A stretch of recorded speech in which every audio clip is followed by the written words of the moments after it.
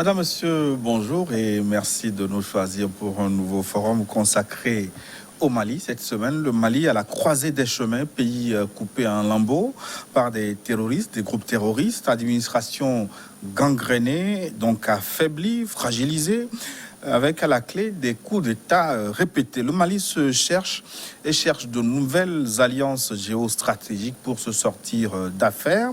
Mais le Mali peut, doit ou va-t-il tomber dans l'escarcelle russe? C'est le thème de cette émission. Notre invité pour en parler, Louis Magloire Kemayo. Bonjour, Louis, cher Louis. Bonjour et merci de l'invitation. Louis Magloire Kemayo est journaliste, écrivain. Vous présidez le club de l'information africaine. Tout à fait. À Lomé depuis quelques semaines. Oui. Pour ne pas être indiscret. Hein. Oui. À Lomé en villégiature ou... Non, pas du tout.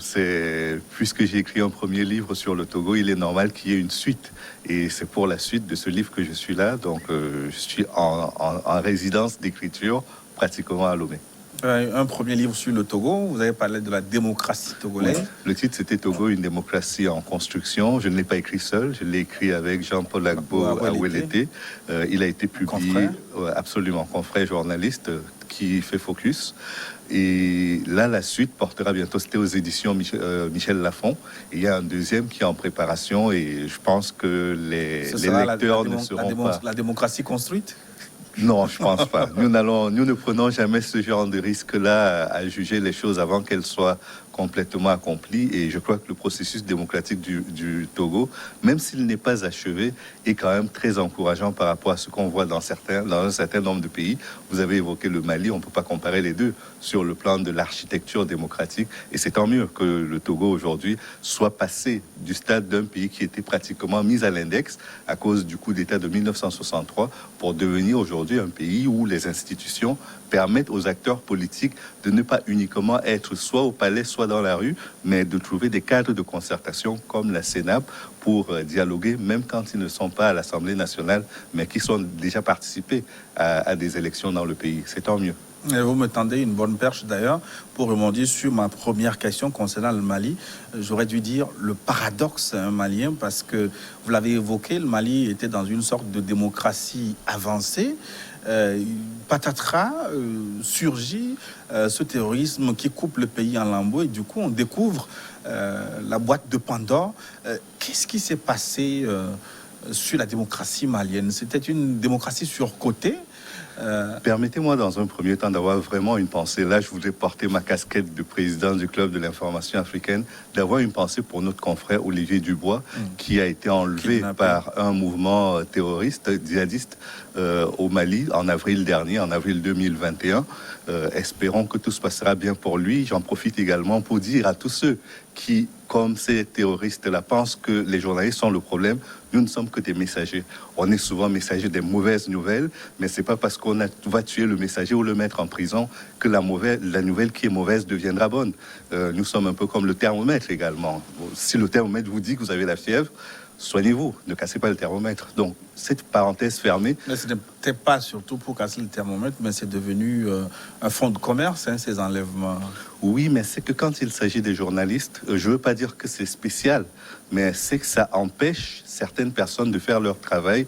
Et dans le jeu démocratique, le rôle des journalistes est très important. Certains disent que nous sommes le quatrième pouvoir. Personnellement, je n'y crois pas parce que nous ne sommes pas une institution parmi les institutions d'une république. Mais nous avons un rôle de messager, encore une fois, qui est très important, qui est parfois celui de lancer l'alerte, qui est celui de donner des éclairages sur les situations. Et je pense que ce rôle-là, nous ne pouvons le jouer que dans nos rédactions ou alors sur le terrain pendant nos reportages. Notre place n'est ni en prison ni dans un cachot, comme c'est le cas pour Olivier Dubois. J'espère qu'il retrouvera bientôt la liberté et surtout sa rédaction. Surtout soutenu par les confrères. Il y a eu une manifestation cette semaine à Bamako, donc en soutien à Olivier Dubois, s'il nous écoute. Qu'il ait toutes nos pensées. Nos pensées vont vers lui et vers toutes les personnes qui considèrent qu'il est très important, qu'il se porte bien et qu'il retrouve les siens. Donc, sur la démocratie malienne, non, elle n'a pas été surcotée. C'est que souvent, on a l'impression que une hirondelle peut faire le printemps. Il y a eu une transition démocratique au Mali qui a permis au général ATT de quitter le pouvoir, de le céder aux civils, puis les civils en partant ont organisé une élection qui a permis à ATT de revenir au pouvoir. Et comme tout cela se passait en bonne entente, on a eu l'impression que la démocratie malienne était devenue une démocratie mature. Elle était en construction. Je vais me répéter un peu par rapport au cas du Togo. Elle était en train de se construire, mais on a mis beaucoup trop l'accent sur le fait que l'alternance signifie qu'il y a démocratie. Et c'est ça l'erreur. L'élection est un moment fort de la vie politique d'un pays, mais la vie politique du pays ne peut pas se résumer à une élection, même si elle est très bien organisée. La vie politique, ce sont beaucoup d'autres moments qui concernent, par exemple, la vie chère dans le cas du Togo aujourd'hui, qui considèrent la gouvernance également, qui concerne la manière dont on prépare l'avenir des Togolais. C'est pas que le présent. Donc, ce sont tous ces éléments-là mis bout à bout qui permettent de dire que le cadre a été créé, que les acteurs ont suffisamment d'espace de concertation pour ne pas se mettre pour ne pas se mettre hors cadre l'expression démocratique et prendre la rue pour un rapport de force qui ne se fait pas dans les traditions démocratiques. Donc je crois que de ce point de vue-là, le Mali n'a peut-être pas été une illusion démocratique, mais on a beaucoup trop accentué l'appréciation sur le fait qu'il y avait de l'alternance uniquement. Mais le jeu de chaises finalement entre Ibrahim Boubacar Keïta et Alpha Omar Konaré, est-ce que cela n'a pas nui à la démocratie malienne? Parce qu'on a vu le deuxième mandat d'ATT vers la fin, c'était plutôt poussif. Le vrai problème qu'il y a eu, c'est que le parti qui a permis, et son nom ne me revient malheureusement pas, qui a permis aux Maliens d'obtenir la démocratie, ce parti-là, l'ADEMA, c'est ça. Donc ce parti-là a implosé. C'est-à-dire que l'ADEMA aujourd'hui n'est que l'ombre d'elle-même. C'est le grand parti qui a porté la contestation contre Moussa Traoré. Et une fois que le président Alpha Omar Konaré est parti du pouvoir, il s'est arrangé pour que l'ADEMA n'ait plus sa force d'avant. Et donc l'ADEMA est devenu un parti politique quelconque parmi les mouvements politiques au Mali. Et donc aujourd'hui, toute la scène politique malienne, tous les opposants et ceux qui sont au pouvoir sont issus de l'ADEMA. Ce sont en quelque sorte les enfants de l'ADEMA.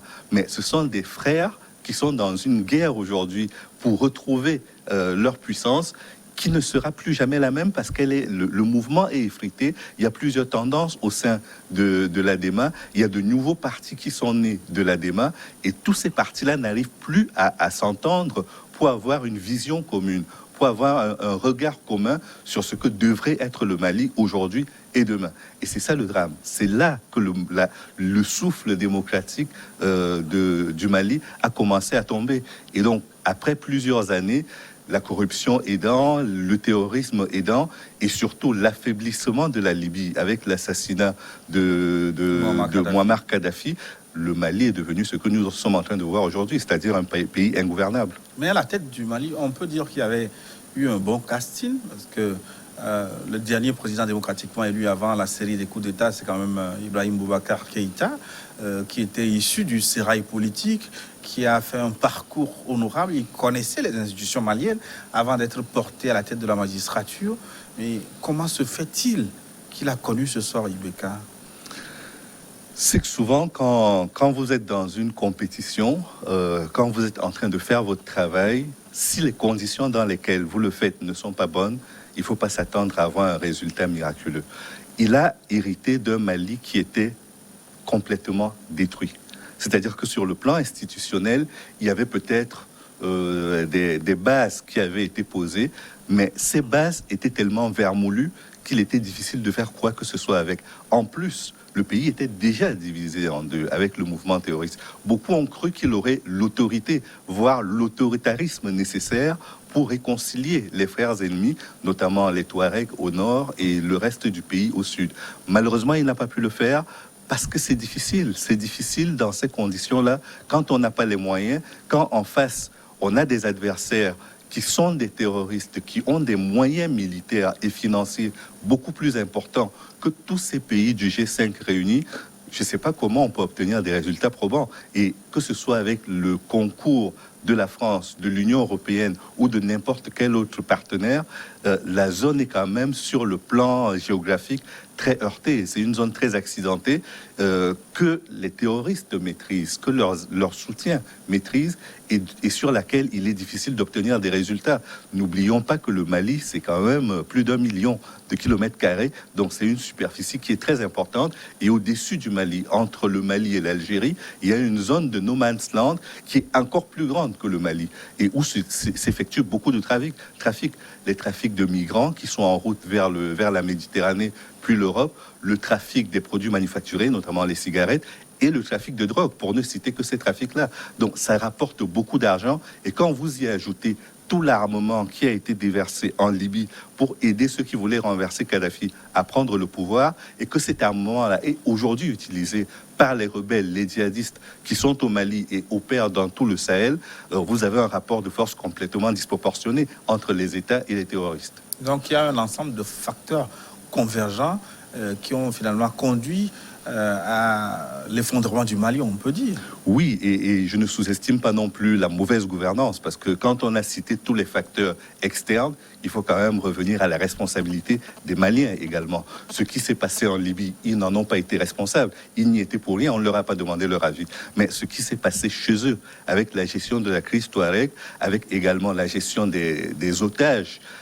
qui étaient négociés, sur laquelle on soupçonnait souvent des complicités au sein des autorités, tout cela n'a pas aidé à ce que ça se passe bien. Et puis vous y ajoutez également Karim Keïta, le fils du président, qui est accusé de beaucoup de détournements, qui est accusé de beaucoup d'excès.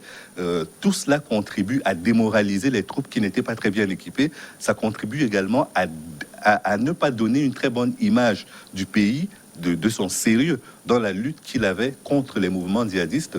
Et donc tout cela mis bout à bout fait que effectivement le Mali était très mal préparé pour affronter cette menace terroriste.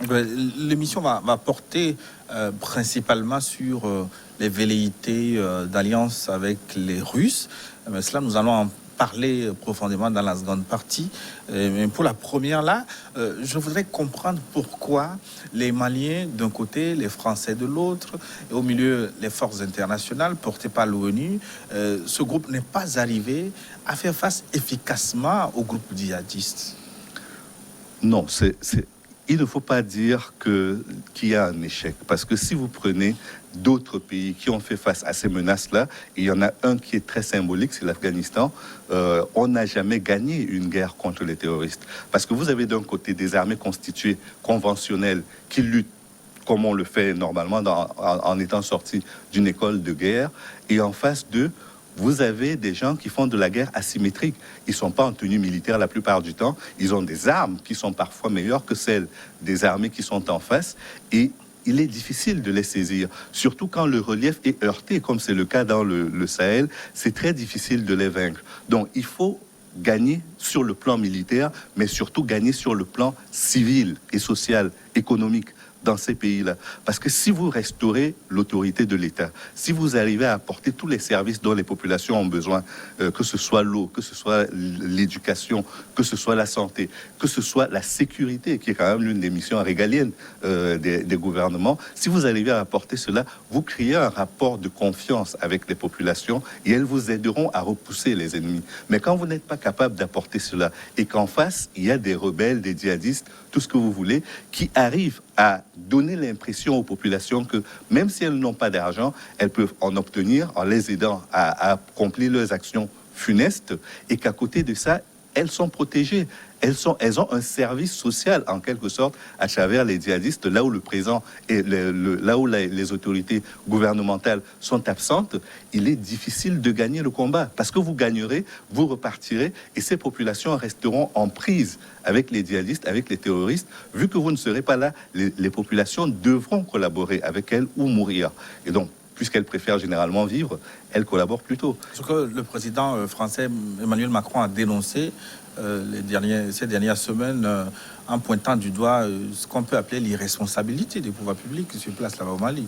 Non, mais il est mal placé pour parler des responsabilités, parce que la première responsabilité, c'est quand même celle qui a été de déstabiliser la Libye, qui a permis à tous ces mouvements-là de venir tomber sur un pays qui était faible comme le Mali et d'y faire leur nid. La première responsabilité, elle est là, elle est celle du gouvernement français de cette époque-là qui a déstabilisé toute une région sans prendre les précautions militaires et diplomatiques nécessaires pour qu'il n'y ait pas de débordement dans les pays voisins. C'est ça la première responsabilité. Après, la deuxième responsabilité, on peut estimer que les autorités maliennes s'y sont mal pris ou n'ont pas bien mesuré l'ampleur du problème, mais ça c'est secondaire, c'est une conséquence, c'est pas la cause. Donc, je veux bien qu'il donne des leçons, mais qu'il gère déjà la crise dans son pays et qu'il comprenne que quand il décide, par exemple, sur le continent africain, de choisir de quitter la zone CFA pour aller faire des affaires avec l'Éthiopie, avec le Rwanda, avec le Nigeria ou d'autres pays où ça se passe mieux que dans la partie francophone, personne ne lui en veut pour cela. Et donc, si le Mali, dans la résolution de sa crise, estime qu'il y a besoin de dialoguer avec une partie de la population qui s'est radicalisée, c'est le choix des autorités maliennes. C'est la souveraineté de ce pays de dire qu'il peut résoudre ses problèmes en mettant autour de la table les frères ennemis. Et vous les appellerez djihadistes, vous les appellerez comme vous voulez. À la base, ils sont d'abord maliens. Ils ont pris les armes contre leur pays, c'est vrai, mais l'histoire, la gestion de la crise restera quand même d'abord malienne, ensuite celle des pays de la CEDEAO, avant de devenir un problème français. Mais pour rester un moment dans votre parenthèse, en retournant à la crise libyenne, est-ce que les conséquences sur le Mali sont des conséquences, enfin on va dire collatérales, ou c'est une destruction planifiée du Sahel? Non, je ne crois pas que ce soit une destruction planifiée. Il y avait une volonté pour On ne peut pas s'imaginer que ces grandes puissances aient choisi de détruire le régime libyen sans penser aux conséquences éventuelles. Peut-être que ces puissances ont sous-estimé les conséquences pour la sous-région. Certaines voix à l'époque avaient déjà soulevé les risques de destruction du Sahel si le digue libyen avait sauté. L'Union africaine même s'était prononcée là-dessus, avait dit que ce ne serait pas une bonne solution de le faire. Mais vous avez certains présidents africains qui ont soutenu la dynamique qui était portée par le président Sarkozy, à commencer par le président Abdoulaye Wade du Sénégal, qui était allé en Libye pour demander à Kadhafi de quitter le pouvoir. Il y a le président gabonais également qui avait pris une initiative à peu près similaire au niveau du Conseil de sécurité pour voter, pour inciter à voter et donc donner sa voix à l'initiative qui a permis de renverser Kadhafi. Donc je pense que les autorités des pays européens et de l'OTAN étaient de dire: il faut d'abord renverser Kadhafi. Il y aura peut-être du désordre, mais ce ne sera pas important. On contiendra, on va gérer sans aucun problème. Aujourd'hui, on voit à quel point ils ont géré. C'est comme l'Afghanistan. Encore une fois, on est en train de créer une espèce de Sahélistan dans le Sahel, dans cette zone-là. Et c'est ça qui est dommage, c'est que ceux qui ont causé le problème ne sont pas là pour payer. Ils nous expliquent que nous gérons tellement mal la crise qu'ils ne peuvent plus nous aider à gérer. Comment se fait-il qu'on ne parle pas assez des conséquences du renversement du régime libyen? Il me semble qu'on passe trop vite sur ce sujet quand on évoque la crise au Mali et ailleurs, par exemple. Non, je pense que ça dépend d'où on se trouve. Hein. Quand vous voyez aujourd'hui que le président Mohamed Bazoum le président du Niger, c'est vrai, est allé rendre visite aux Algériens pour étudier avec les moyens de lutter contre les djihadistes dans le Sahel, cela signifie qu'aujourd'hui, ils sont en train de prendre conscience, les chefs d'État africains, que la crise ne peut être gérée d'abord que par eux-mêmes. Il faudrait qu'il y ait une initiative concertée de tous les pays riverains du Sahel, c'est-à-dire les pays du Maghreb, les pays de la zone atlantique ici, comme le Bénin, le Togo, la Côte d'Ivoire, le Sénégal, que tous ces pays-là se mettent ensemble avec les pays du Sahel pour résoudre la crise. L'Europe est là pour son agenda.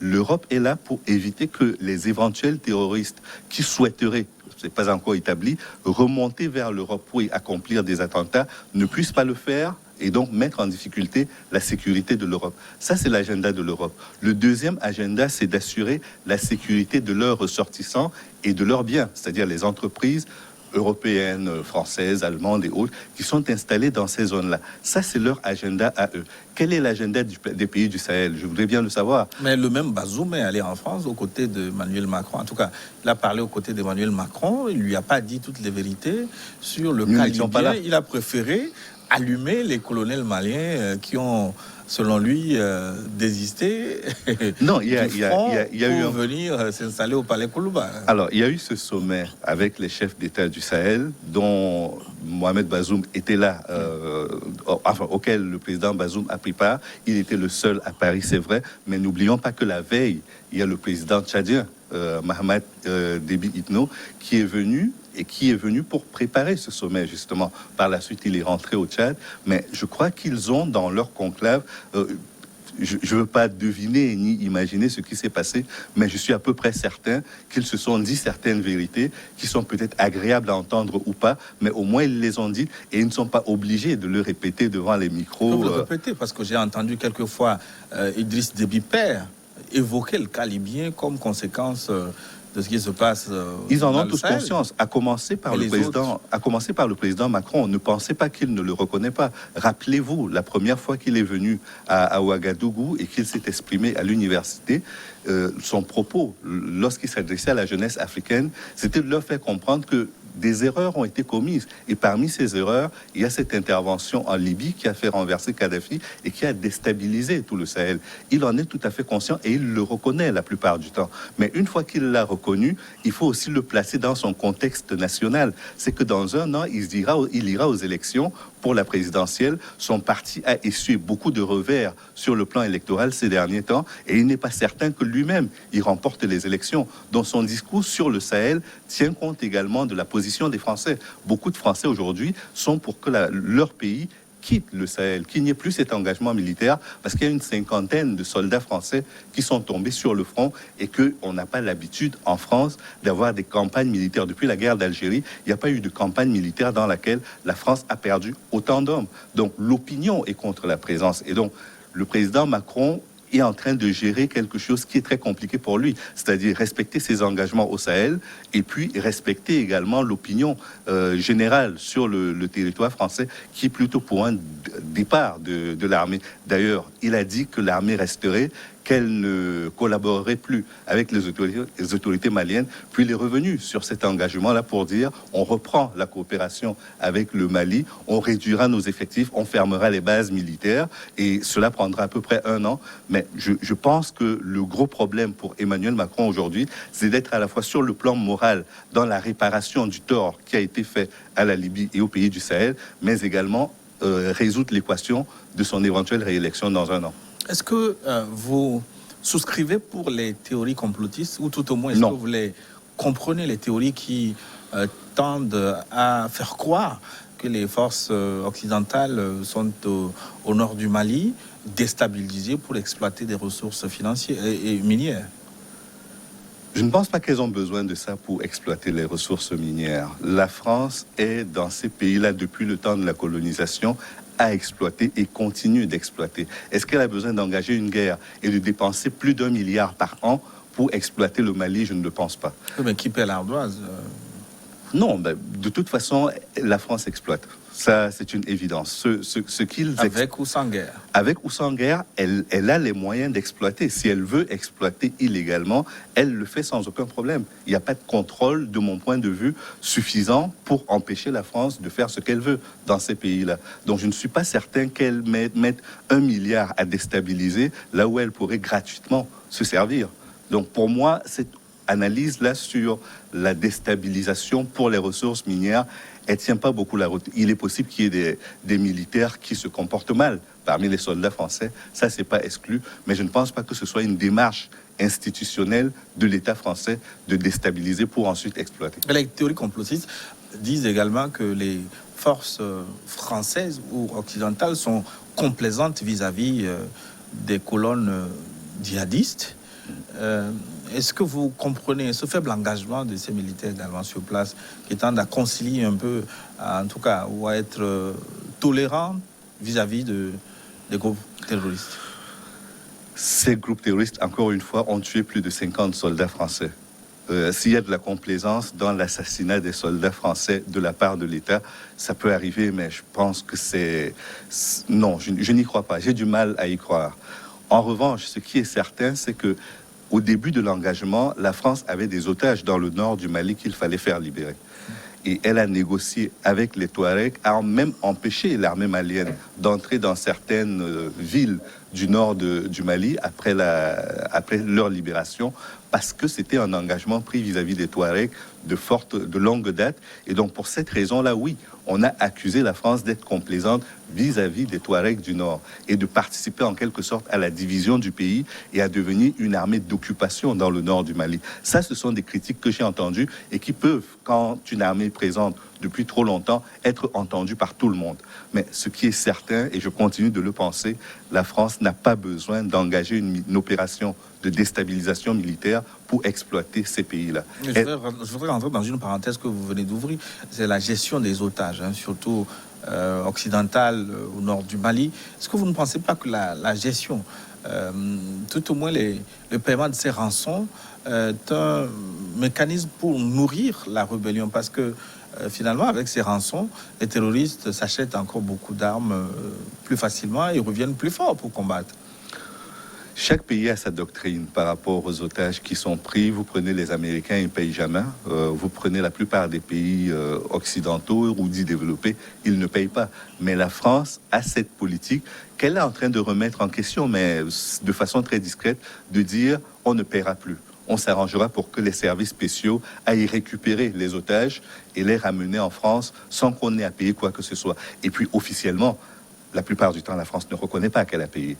On sait que certaines entreprises françaises mettent la main à la poche pour payer. Les entreprises les plus riches dans les zones mettent la main à la poche puisqu'elles ont leur service de sécurité. Elles ont des agents qui sont souvent en contact avec les preneurs d'otages et qui peuvent donc, de ce point de vue, il y a plusieurs intermédiaires, pas que les entreprises d'ailleurs. Donc tous ces intermédiaires facilitent les négociations. Mais ce sont des affaires d'État sur lesquelles on ne lève pas toujours le voile parce que elles sont censées être secrètes et elles restent secrètes jusqu'à ce qu'il y ait un des acteurs qui décide de dire sa part de vérité là-dessus. J'ai déjà lu certains documents qui disent que ce qui nourrit le plus le terrorisme en Afrique, ce sont ces rançons, le financement du terrorisme, la plupart du temps qui vient de ces paiements de rançons, que ce soit pour Boko Haram au Nigeria ou au nord du Mali. Ce n'est pas d'une façon ou d'une autre. D'une façon ou d'une autre. Est-ce qu'il ne faut pas clarifier la situation concernant la gestion des otages? On ne peut pas la clarifier. On doit tout faire pour que les gens ne soient pas pris en... Oui, c'est très compliqué. Parce que ce qu'on peut faire, c'est arriver à gérer les crises, à faire de la prévention de crise. Ça, c'est quelque chose sur lequel on peut agir. Mais une fois que la crise est là, généralement, on ne veut pas en sortir avec des morts, avec des personnes qui sont exécutées publiquement devant les caméras. Ça fait mal, ça traumatise. Et au niveau de la France, même si on veut revoir le logiciel dans la manière dont on gère les prises d'otages, c'est très difficile d'admettre qu'un Français a été pris en otage et a été décapité devant les caméras du monde entier.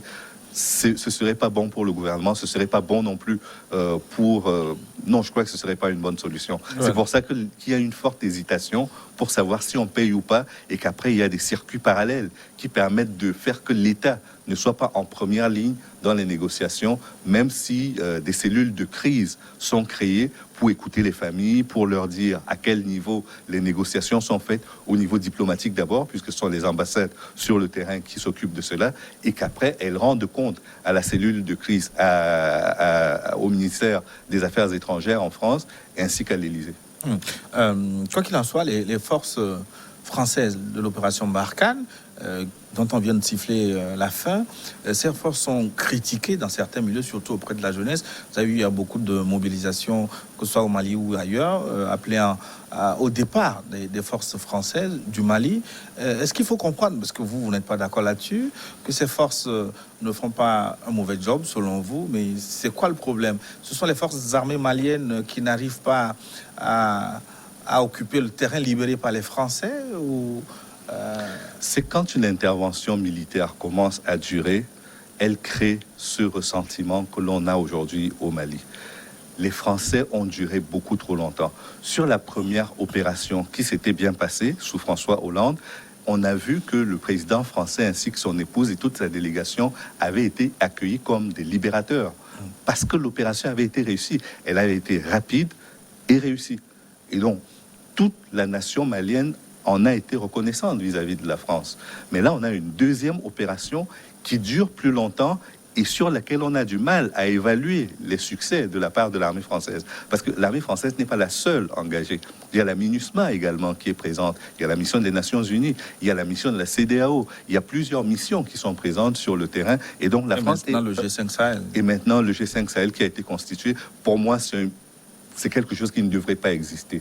Parce que c'est trop réducteur pour ce combat-là, qui est très grand et qui ne devrait pas concerner que 5 pays. On ne peut pas dire que la gestion de la crise sécuritaire dans le Sahel ne concerne que la Mauritanie, le Burkina Faso, le Tchad, le Mali et le Niger. C'est beaucoup trop réducteur. Ces pays sont faibles économiquement, ils sont faibles également sur le plan militaire et ils ont besoin d'avoir le soutien de tous leurs voisins. Un peu comme quand un incendie se déclare dans votre maison, vous ne pouvez pas dire que ce ne sont que vos seuls enfants ou les seuls habitants de la concession qui vont éteindre le feu. Vous essayez d'associer à cette action tous les voisins qui peuvent apporter une aide pour que ce soit résorbé le plus rapidement possible. Et donc, le simple fait d'avoir ce format G5 exclut beaucoup de personnes, à commencer par des partenaires comme les États-Unis, qui apportent un appui logistique à la France, mais considèrent que c'est le précaré français et que la France a choisi un périmètre qui lui convient, à elle de gérer le reste, y compris les effets indésirables de cette présence-là. Mais finalement, qu'est-ce qui fait la faiblesse des armées africaines, notamment maliennes? Il y a dans un premier temps le fait que les crises économiques ont fait que nos pays sont passés par des programmes d'ajustement structurel où on a demandé au gouvernement de réduire le train de vie de l'État. Et le train de vie de l'État, c'est également le traitement des militaires. Acheter moins d'armes, surtout que les militaires ne sont pas toujours très bien vus de la part des populations. On considérait que les militaires étaient là pour faire soit des coups d'État, soit pour mater les manifestations quand les gens descendaient dans la rue. Et donc, c'était très bien vu dans les années 80 de demander qu'on réduise l'influence de l'armée, qu'on réduise ses moyens et que sur le plan de la coopération, on fasse appel aux accords de coopération militaire qui existent entre les différents pays africains et leurs partenaires à l'international. Les limites de cette coopération-là et de cette vision sont aujourd'hui devant nous. C'est que les pays sont très mal préparés pour affronter des menaces comme celle du terrorisme. Personne n'est jamais bien préparé pour cela. Vous voyez les attentats qu'il y a eu aux États-Unis, en France, en Grande-Bretagne ou en Espagne. Ce sont des armées qui sont autrement plus compétentes que les nôtres, mais qui n'ont rien pu faire pour empêcher ces opérations terroristes-là. Donc, on n'est jamais suffisamment préparé pour ça. Mais au-delà de ne pas être préparé, nos armées en Afrique de l'Ouest et en Afrique francophone, de façon générale, avaient un autre problème, c'est que il y a eu les crises économiques et les programmes d'ajustement structurel, il y a eu la dévaluation du franc CFA, et puis il y a surtout que le pays lui-même, aujourd'hui, les pays font face à des besoins qui sont tellement importants sur le plan social que, quels que soient les efforts qu'ils feront, ils devront choisir de se concentrer sur certaines zones et pas sur d'autres. La population continue de croître, les moyens restent les mêmes, et malheureusement, quand les moyens n'augmentent pas, l'État ne peut pas être généreux au-delà de ce qu'il a dans ses poches. Il peut s'endetter, mais sa capacité d'endettement est limitée également. Donc tout ça fait que nos armées n'étaient pas préparées, nos États n'étaient pas préparés. Il y avait une urgence d'unir les forces à ce moment-là, et aujourd'hui encore plus, pour que la menace ne soit pas uniquement dans un pays. Nos pays pris individuellement sont beaucoup trop faibles pour affronter ces menaces-là.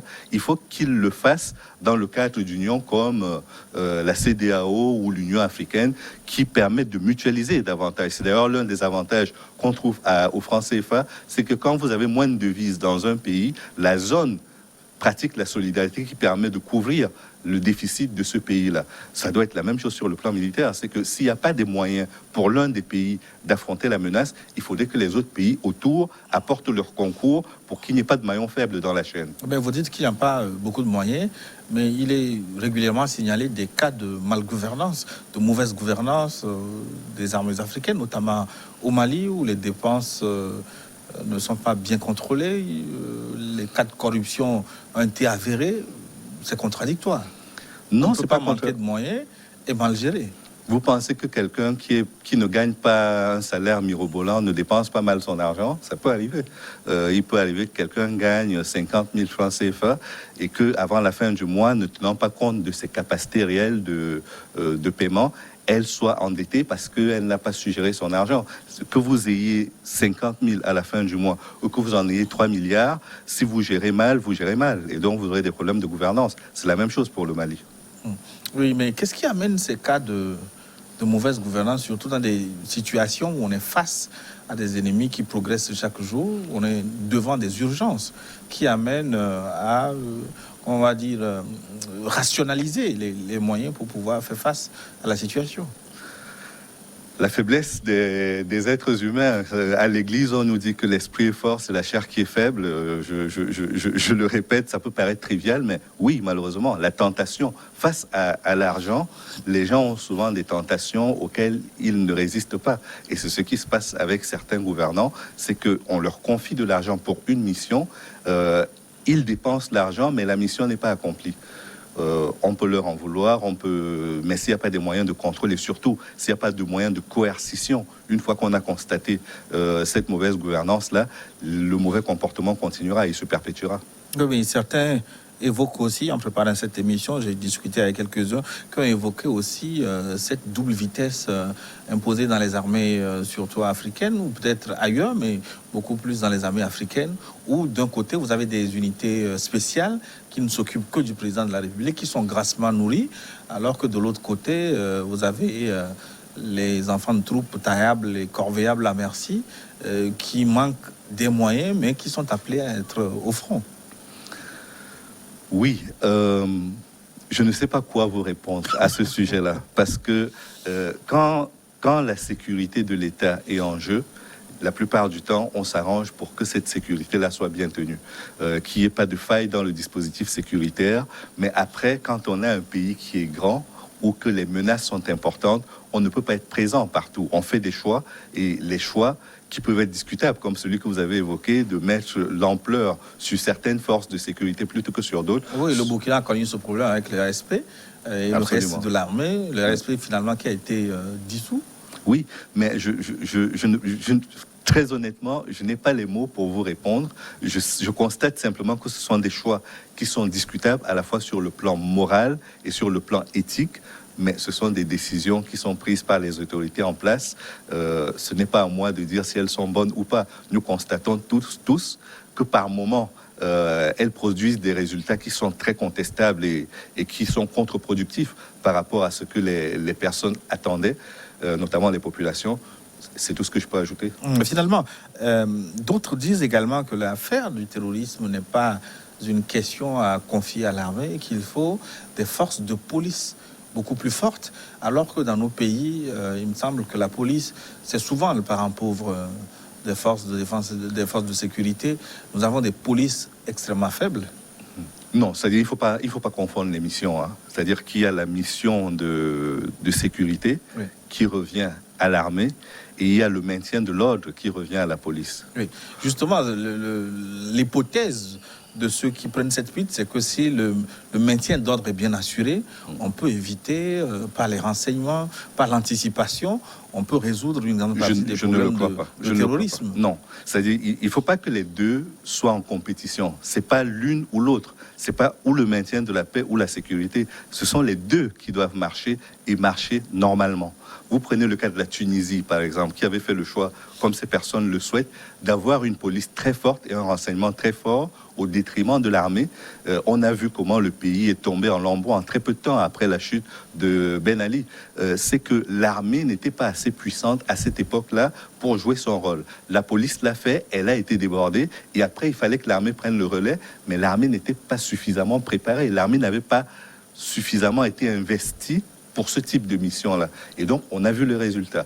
Quand l'armée est aussi trop forte, c'est un autre problème. C'est pour ça qu'il faut un savant dosage entre les deux pour qu'aucun des deux secteurs ne se sente lésé sur le plan des missions qui lui sont confiées. Parce que si on confie une mission, il faut donner les moyens pour l'accomplir. Si on a de grosses missions, des missions très ambitieuses, mais que les moyens ne suivent pas, naturellement qu'on va échouer. Ça va de soi. Donc, pour conclure cette première partie pour vous, on peut considérer que la France, l'opération Barkhane, ou la défunte opération Barkhane, ou la coopération française de façon générale n'a pas échoué au Mali, selon vous? Non, elle a échoué. Elle a très clairement échoué parce que si vous prenez sur le plan historique, la coopération militaire qui lie la France à la plupart des pays africains aurait dû faire qu'aujourd'hui, on ne soit plus en train de dire qu'on forme les armées africaines pour affronter une menace. En 61 ans, pour la plupart, je crois que dans nos pays d'Afrique de l'Ouest, l'indépendance a eu lieu à peu près au même moment. Le gouverneur faisait le tour pour accorder les indépendances. Donc ça fait 61 ans que ces pays sont indépendants. Si en 61 ans de coopération militaire, parce que je ne prends pas la période qui a précédé les indépendances, la France n'a pas réussi à former des armées capables d'affronter toutes les menaces, ça veut dire qu'elle a échoué. Si en plus, en intervenant sur le terrain, elle-même, avec ses soldats et avec ses moyens très importants, elle n'arrive pas à détruire la menace et à faire qu'elle soit un élément du passé, c'est que c'est un double échec. C'est un échec sur le plan de la préparation, c'est un échec sur le plan de l'exécution, et on ne peut pas dire que le fait d'être devenu aujourd'hui, d'être considéré aujourd'hui comme une armée d'occupation au Mali, est une bonne chose, est un bon diplôme qui est décerné à l'armée française. Non, c'est un échec pour moi, sur toute la ligne. Mais un élève qui échoue, ça ne veut pas dire forcément que l'enseignement n'a pas été bon. L'enseignant peut-être a délivré les cours comme il faut. C'est l'élève peut-être qui a été fainéant. Mais quand je veux bien, tous les élèves ne peuvent pas être bons dans une classe, mais ils ne peuvent pas être tous mauvais non plus. Parce que quand vous prenez ce qui se passe dans le Sahel aujourd'hui, on a l'impression qu'en mettant ensemble ces 5 pays qui constituent le G5 Sahel, la France dit: vous êtes tellement mauvais que je vous apporterai mon soutien pour que vous arriviez à remporter la victoire sur les terroristes. Alors, qui a échoué? Si tous les pays ont échoué, la Mauritanie a échoué, le Tchad a échoué, le Niger a échoué, le Burkina a échoué, le Mali a échoué, et tous les autres pays à côté ont échoué, peut-être que c'est l'enseignant qui devrait se poser des problèmes, des questions également, pour savoir si son enseignement a été bien porté, a été bien compris, si sa parole a porté, et si quelque part, il n'a pas été mauvais lui aussi dans sa pédagogie ou sur d'autres domaines qui ont conduit à ce que tous ces élèves ratent leur examen de passage. Donc il faut conclure que depuis l'indépendance, les pays africains sont surtout francophones restés dans une forme de sous-traitance en ce qui concerne les questions de défense et de sécurité. Je n'oublie pas les épisodes de la France-Afrique, c'est-à-dire qu'à un certain moment, la France a été perçue comme un soutien de toutes les dictatures qu'il y avait dans nos pays. C'est-à-dire que la mission de l'armée n'était plus celle de défendre la sécurité générale du pays, mais de défendre le pouvoir d'une personne à la tête de ce pays-là. Et donc, on ne peut pas faire fi de ces épisodes-là et dire que tout s'est bien passé pendant la coopération militaire. Si aujourd'hui certains appellent à dénoncer les accords de coopération militaire qui lient la France à nos pays, c'est aussi pour cette raison-là. Le président Macron répond à cela en disant qu'il y a un sentiment anti-français et qu'il faut aujourd'hui qu'il ferme les bases, qu'il quitte le dispositif du franc CFA. De toute façon, il fallait le faire. C'est le sens de l'histoire. 61 ans après les indépendances, on ne peut plus garder des bases militaires. On ne peut plus garder le franc CFA. C'était le franc des colonies françaises d'Afrique. Et donc, ça a changé de domination. Ça a changé de domination, mais historiquement, ça a été le franc des colonies françaises d'Afrique. Quand on voit CFA, on pense à la belle époque des colonies. Pour ceux qui aimaient la colonisation, personnellement, je ne voudrais pas me retrouver dans un schéma colonial. C'est l'histoire de gens qui sont nés avant moi et je ne peux pas continuer de la porter aujourd'hui parce que je dois écrire la mienne. Nous devons écrire nos pages d'histoire et pour ça, il faut tourner la page. Oui, tourner la page. De quelle façon? Est-ce que ce sont les enfants qui refusent de grandir ou le parent qui refuse de les lâcher?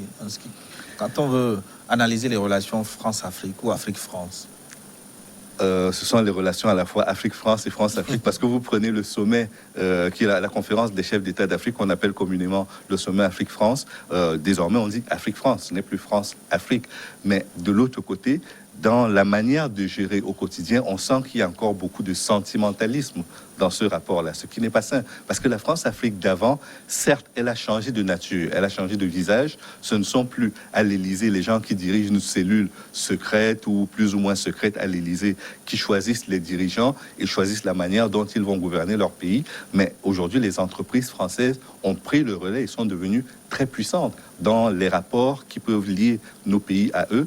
Je ne vais pas citer les entreprises, mais elles sont aujourd'hui nombreuses sur le continent africain qui ont des parts privilégiées dans l'action. Et le franc CFA donne à ces entreprises-là également la capacité de produire des richesses sur le continent africain et de les expatrier sans aucun problème, ce qu'elles ne peuvent pas faire dans d'autres pays. Et donc, je pense que si tout cela arrive, c'est parce que nous avons du mal aujourd'hui à nous positionner, à la fois la France et l'Afrique, dans un rapport à l'international où les choses ont changé. L'Afrique n'est plus aujourd'hui la chasse gardée de qui que ce soit. Tous les partenaires se bousculent aux portes de l'Afrique. Et il n'y a pas de sentimentalisme à faire. Les pays n'ont pas des amis ou des frères, ils n'ont que des intérêts. Et donc, si la France comporte dans le benchmarking moins d'intérêts que la Chine, que la Russie ou que les États-Unis ou le Canada, j'en sais rien, on ne restera pas avec la France. On ira vers le partenaire qui présente le plus d'avantages dans la coopération. C'est normal et c'est sain. C'est ce que la France elle-même fait. Je rappelais tout à l'heure que aujourd'hui, la France choisit par exemple d'accentuer sa coopération avec des pays comme le Rwanda, comme le Kenya, comme le Nigeria ou d'autres encore, qui ne font pas partie de son ancien précaré, mais qui sont des pays où les taux de croissance sont très importants et donc elle va chercher la croissance là où elle est. Elle cherche ses points de croissance là où il y a des points de croissance. L'Éthiopie en est un.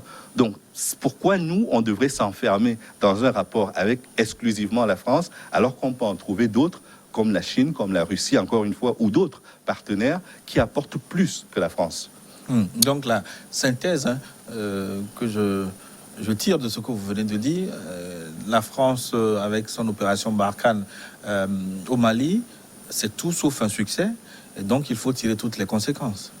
Il faut en tirer toutes les conséquences et sortir du sentimentalisme qui n'apporte rien sur le terrain. Si on veut faire plaisir au président français et aller à Pau dire qu'il n'y a pas de sentiment anti-français dans nos pays, on peut le faire. Ce n'est pas une question de sentiment, c'est une question d'accord. Il y a certains accords de défense qui lient la France à ses anciennes colonies. Mais quand la France décide de partir, elle part. Hein. Prenez l'exemple de Sangaris en République centrafricaine. Il y avait des accords de coopération militaire. Il y a toujours des accords de coopération militaire entre la République centrafricaine et la France. Cela n'a pas empêché la France, juste après l'élection du président actuel, Faustin Archange-Touadéra, de quitter le pays. Pourtant, ce n'était pas la demande du président nouvellement élu. La France est partie unilatéralement. Donc, les pays africains aussi peuvent unilatéralement choisir de nouveaux partenaires qui ne sont pas la France. Et ce cas russe en Centrafrique, on va l'évoquer dans la seconde partie, puisque de plus en plus au Mali émerge une envie de se rapprocher de la Fédération de Russie. Dans quelles circonstances cette alliance peut être bénéfique aux Maliens, ou le Mali doit-il rester dans l'alliance française?